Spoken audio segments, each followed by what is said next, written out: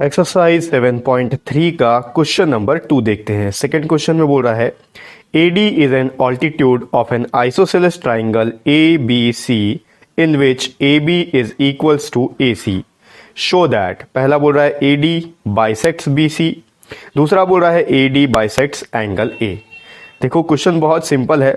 आपको बोल रहा है कि ABC एक ट्राइंगल है और जो AD है उस ट्राइंगल का ऑल्टीट्यूड है और इस आइसोसेलेस ट्राइंगल में AB जो है वो AC के इक्वल है। अब आपको ये प्रूफ करना है कि जो AD है वो BC को बाइसेक्ट कर रहा है, यानी कि BC को दो इक्वल पार्ट में डिवाइड कर रहा है, और दूसरे में ये आपको ये प्रूफ करना है कि जो AD है वो एंगल A को भी बाइसेक्ट कर रहा है, यानी कि एंगल A को दो इक्वल पार्ट में डिवाइड कर रहा है। इस क्वेश्चन में आपको कोई डायग्राम नहीं दिया हुआ है, डायग्राम आपको अपने से कंस्ट्रक्ट करना है। ठीक है, तो कैसे इसको सॉल्व करेंगे चलिए व्हाइट बोर्ड में देखते हैं। देखो क्वेश्चन में जो चीज गिवन है उसके बेस पे आपको डायग्राम पहले कंस्ट्रक्ट करना है। डायग्राम क्वेश्चन में आपको बोला है कि ABC एक आइसोसेलेस ट्राइंगल है जिसमें AB और AC इक्वल है। तो अपन एक ट्राइंगल ड्रॉ कर लेते हैं जिसमें AB और AC इक्वल होगा। ये एक ट्राइंगल है ABC, इसमें AB और AC इक्वल है। अब इसके बाद एक AD करके एक ऑल्टीट्यूड है, तो जाके ये B इस यहां पर मिलेगा एंगल A से। ठीक है, तो ये आ गया AD, A से D तक। ठीक है, ऑल्टीट्यूड क्या होता है? किसी भी ट्राइंगल का हाइट होता है। अब एक ऑल्टीट्यूड जब आप ड्रॉ करते हो तो एक एंगल से उसके ऑपोजिट साइड पे वो जाके जहां पर मिलता है वहां पर वो 90 डिग्री का मेजरमेंट बनाता है, यानी कि ये जो AD है ये BC के ऊपर परपेंडिकुलर है। तो ये एंगल भी 90 डिग्री और ये एंगल भी 90 डिग्री।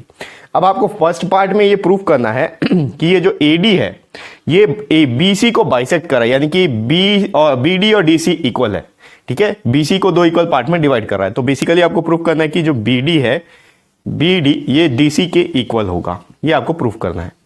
तो प्रूफ करने का सिंपल तरीका ये है कि अपन इन दो ट्राइंगल्स को कॉन्करेंट प्रूफ करेंगे। अब यहां जो कॉन्करेंट प्रूफ करेंगे वो कौन से मेथड यानी कि कौन से कॉन्करेंसी रूल से करेंगे ये आप देखते जाओ। सबसे पहले लेते हैं इन दोनों ट्राइंगल को। In triangle ABD and triangle ACD। सबसे पहले तो AD दोनों ट्राइंगल में है, कॉमन ले लेते हैं। AD is equals to AD, ये आ गया आपका कॉमन। उसके बाद क्वेश्चन में आपको गिवन है कि AB जो है वो AC के इक्वल है, तो इसको भी ले लेते हैं।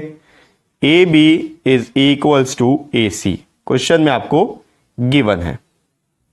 इसके बाद आप देखो यहां पर जो एंगल D है ये दोनों साइड में ही 90 डिग्री का है, तो ADB भी 90 डिग्री और ADC भी 90 degree. Angle ADB is equals to angle ADC is equals to 90 degree, या फिर आप इसको ब्रैकेट में लिख सकते हो 90 डिग्री ईच। ठीक, तीन चीज इक्वल आ गया, तो ये दोनों ट्राइंगल आपस में कॉन्करेंट हो गए।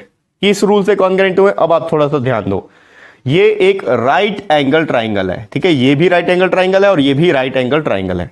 तो यहां पर देखो 90 डिग्री है दोनों साइड। ठीक है, तो राइट एंगल हो गया एक चीज।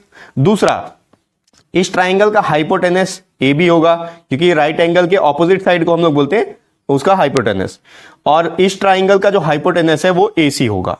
तो AB और AC आपस में इक्वल है। तो देखो क्या क्या इक्वल है, ये एंगल इक्वल है, ये 90 डिग्री का। ठीक है, इसको मैं राइट एंगल बोल सकता हूं। और ये इक्वल है जो कि हाइपोटेनस है इस दोनों ट्राइंगल का, और AD एक साइड है। ठीक है, ये एक साइड है इस ट्राइंगल का। तो हम लोगों ने एक रूल के बारे में डिस्कस किया था इस चैप्टर की स्टार्टिंग में, जो एक्सरसाइज 7.1 था उसका जो इंट्रोडक्शन पार्ट था, वहां मैं आपको सारे कॉन्करेंसी रूल बता चुका हूं। ठीक है, तो वहां पर एक रूल था RHS, राइट एंगल ट्राइंगल में राइट एंगल और उसका हाइपोटेनस और कोई भी एक साइड, या तो बेस हो या परपेंडिकुलर हो, ये दोनों में से कोई भी एक इक्वल है तो आपस में कॉन्करेंट होते हैं बाई RHS। ठीक है, तो यहां पर लिख सकते हो therefore triangle ABD is congruent to triangle ACD by RHS। ठीक है, RHS रूल। RHS क्या है? राइट एंगल, हाइपोटेनस और उस ट्राइंगल के कोई भी एक साइड। तो यहां पर हाइपोटेनस के बाद में दो साइड बचता है, तो ये साइड आपस का इक्वल है।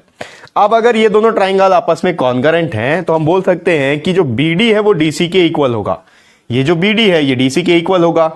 Hence we can say that क्या BD is equals to DC। क्यों होगा? Corresponding parts of congruent triangles.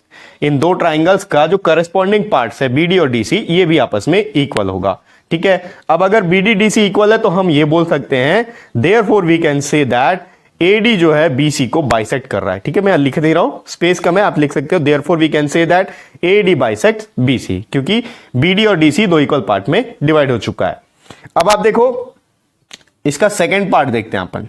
ठीक है, इसके सेकेंड पार्ट में आपको प्रूफ करने बोल रहा है कि एडी जो है वो एंगल ए को भी बाइसेक्ट कर रहा है। एंगल ए कहां पर है, ये एंगल है पूरा कंप्लीट। अब ये बोल रहा है कि ये जो एंगल है दो इक्वल पार्ट में डिवाइडेड है। मैं इसको नाम दे देता हूं एंगल 1, इसको दे देते हैं एंगल 2। तो बेसिकली हमको प्रूफ करना है कि एंगल 1 जो है एंगल 2 के इक्वल है। अब ये चीज आप डायरेक्ट लिख सकते हो कि एंगल 1 एंगल 2 के इक्वल है। क्यों लिख सकते हो, क्योंकि देखो एंगल 1 इस वाले ट्राइंगल में है, एंगल 2 इस वाले ट्राइंगल में है। इन दोनों ट्राइंगल को अभी हमने कॉन्करेंट प्रूफ किया है, तो बाई सीपीसीटी ये दोनों एंगल हमेशा आपस में इक्वल हो जाएंगे। ठीक है, दोनों एंगल आपस में इक्वल हो गए क्योंकि करस्पॉन्डिंग पार्ट्स है, दो कॉन्करेंट ट्राइंगल थे। ठीक है, तो therefore we can say that A D जो है वो बाइसेक्ट कर रहा है एंगल ए को। ठीक है, एंगल ए को बाइसेक्ट करने का मतलब ये दोनों इक्वल होना चाहिए, दो इक्वल पार्ट में डिवाइड करना चाहिए एडी को। ठीक है, तो एडी क्या कर रहा है, एंगल ए और एंगल 2 को इक्वल पार्ट में डिवाइड कर रहा है। ये प्रूफ करना था, तो हमने प्रूफ कर दिया कि एंगल 1 एंगल 2 इक्वल है। तो इससे ये प्रूफ हो जाता है कि एडी जो है एंगल ए को भी बाइसेक्ट कर रहा है, यानी कि ये वाला एंगल और ये वाला एंगल आपस में इक्वल है। ठीक है, तो ये हो गया एक्सरसाइज 7.3 का सेकंड क्वेश्चन।